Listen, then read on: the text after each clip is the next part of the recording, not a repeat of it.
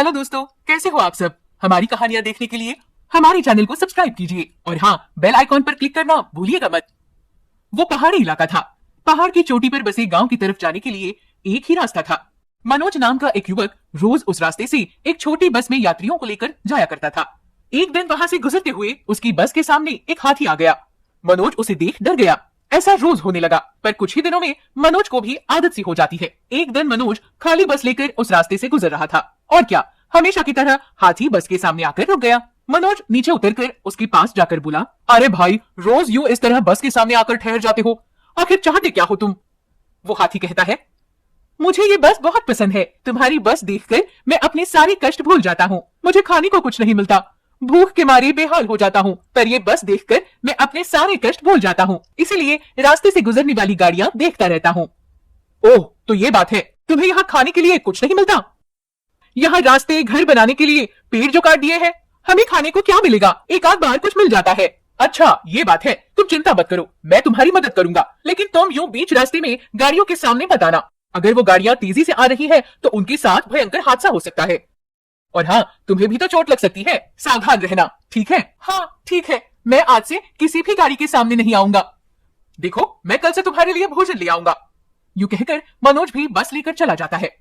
अगले दिन हमेशा की तरह मनोज बस लेकर जा रहा था। हाथी बस के सामने आ जाता है। मनोज अपने साथ लाए हुए केले उसे खिला देता है और आगे चला जाता है।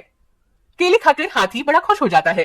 दुनिया में ऐसे लोग भी हैं जो हमारे बारे में सोचते हैं। इसे और इसके परिवार को भगवान हमेशा खुश रखे, इन पर कोई आंच ना आने पाए, यही मेरी दुआ है।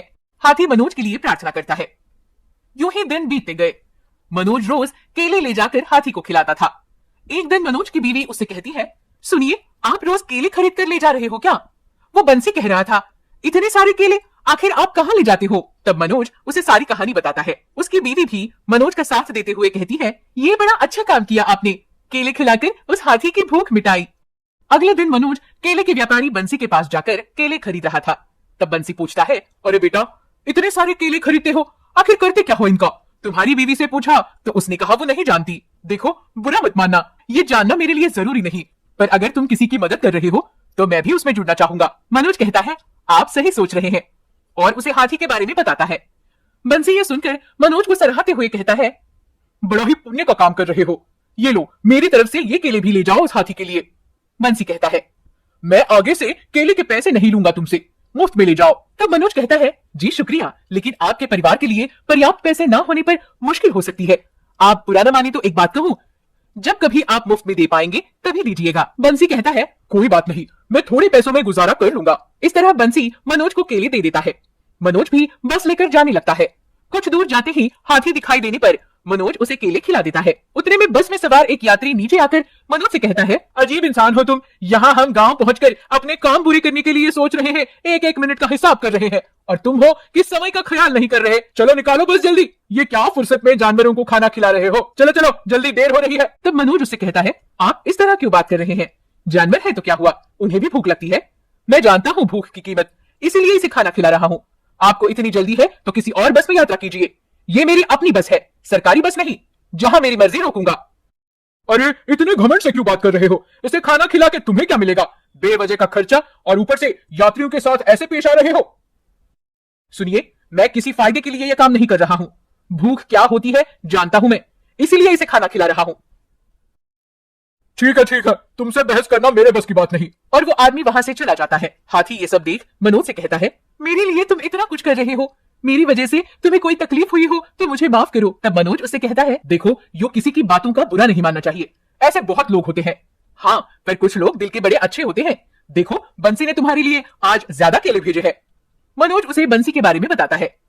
ओ, बंसी को तो मैं नहीं जानता, लेकिन उसने मेरे लिए केले भेजे, मेरी तरफ से उन्हें धन्यवाद देना। मनोज भी ठीक है कहकर बस लेकर चला जाता है। कुछ दिन बीत जाते हैं। मनोज की तबीयत बिगड़ जाती है। वो सोचता है, हाय, हाथी भोजन के लिए इंतजार कर रहा होगा, पर मेरी तबीयत नासाज है, जाऊं भी तो कैसे। भगवान मुझे जल्दी ठीक कर दो, वरना वो हाथी भूखा रह जाएगा। हाथी भी मनोज की राह देखते हुए, अरे क्या हुआ, आज मेरा दोस्त अब तक नहीं आया, सब ठीक तो होगा ना, हे भगवान मेरी दोस्त की रक्षा करना, हाथी प्रार्थना करता है। अगले दिन भी मनोज की तबीयत ठीक नहीं थी। वो अस्पताल जाकर दवाई ले आता है। अपनी पत्नी से कहता है, शारदा, मेरी तबीयत जल्दी ठीक होने जैसी नहीं है, मेरा बुखार तो बढ़ ही रहा है।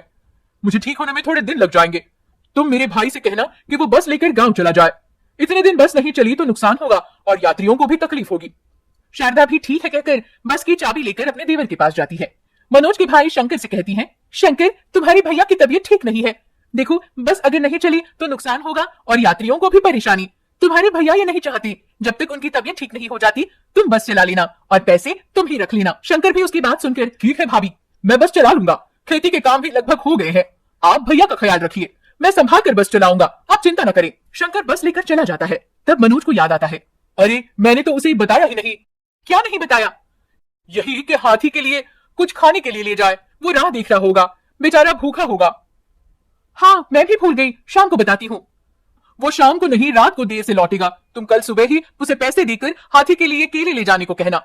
वो भी ठीक है कहती है। शंकर पहाड़ की ऊंचाई तक बस ले जाता है। हाथी दूर से बस देखकर, कितने दिन बाद मेरा दोस्त बस लेकर आ रहा है। इतने दिन में परेशान था कि आखिर मेरा दोस्त कहाँ चला गया।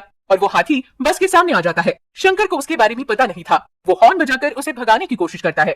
हाथी टस से मस नहीं होता। गुस्से से शंकर नीचे उतरकर डंडे से हाथी को मारने लगता है। हट जाओ रास्ते से, हटो, चलो जाओ। हाथी बेचारा वहां से हटकर दूर चला जाता है। अरे, ये तो मेरा दोस्त नहीं है। लेकिन बस तो मेरे दोस्त की ही है, फिर मेरा दोस्त क्यों नहीं आया? हाथी सोचने लगता है। अगले दिन सुबह शारदा शंकर को हाथी के बारे में बताने के लिए उसके घर जाती है, लेकिन शंकर उससे पहले ही बस लेकर चला गया था। उस दिन भी हाथी बस के सामने आ जाता है। शंकर गुस्से से डंडा लेकर उसे मारने लगता है। अरे, रोज बस के सामने आ रहे हो, मरना चाहते हो क्या? और शंकर उसे मार ही रहा था। मुझे माफ करो, मुझे माफ करो, मत मारो। हाथी उससे कहकर वहां से दूर हट जाता है। शंकर बस आगे लेकर चला जाता है। अरे, मेरा दोस्त कहाँ है? इसने मुझे कल भी मारा, आज तो ज्यादा ही मारा। कल से बस के सामने नहीं जाऊंगा। हाथी यूं मन ही मन सोच लेता है। इतने में बचाओ बचाओ यूं आवाजें सुनाई देती है। कोई है, बचाओ, बस खाई में गिर रही है, कोई मदद करो। हाथी आवाजें सुनकर उस तरफ जाता है। बस एक टीले पर टिकी थी, जरा भी हिलने पर खाई में गिर सकती थी। डर के मारे बस में सवार यात्री चीख रहे थे, रो रहे थे। हाथी ये सब देख, डरो मत, मैं सहायता करूंगा। और अपनी सूंड से हाथी बस को आगे की तरफ खींचता है। सबकी जान में जान आती है। शंकर हाथी के पास जाकर, बहुत शुक्रिया, तुमने हम सबकी जान बचाई। मैंने तुम्हें मारा, बेवजह मारा, कष्ट दिया, मुझे माफ करो। तुम न होती तो बहुत बड़ी दुर्घटना हो जाती। शुक्रिया। हाँ ठीक है, मैं मेरे दोस्त की बस देखकर रोज आपकी बस के सामने आ रहा था। तब शंकर को बात समझ आ जाती है। ओह, तो तुम्हारा दोस्त और कोई नहीं बल्कि मेरा भाई मनोज है। उसकी तबीयत सही नहीं है। शंकर हाथी को सारी बातें बताता है। हाथी भी ये सुनकर दुखी हो जाता है। एक बार मुझे मेरे दोस्त के पास ले चलो, शंकर से कहता है। शंकर भी ठीक है कहकर उसे मनोज के पास ले जाता है। हाथी को देख मनोज खुश हो जाता है। हाथी उसे देख रोते हुए उसका हालचाल पूछता है। मनोज भी, तुम चिंता मत करो, मैं अब ठीक हूँ, उसे कहता है। शंकर अपने भाई को आप बीती बताता है। वो पूरी कहानी सुनकर मनोज और उसकी पत्नी हाथी को धन्यवाद देते हैं। तुम ना होते तो बड़ी दुर्घटना हो जाती। भगवान ने तुम्हें भेजा हमारी सहायता के लिए। वो उसे धन्यवाद देते नहीं थकते। तब से हाथी भी उनके साथ उनके घर ही रहने लगता है।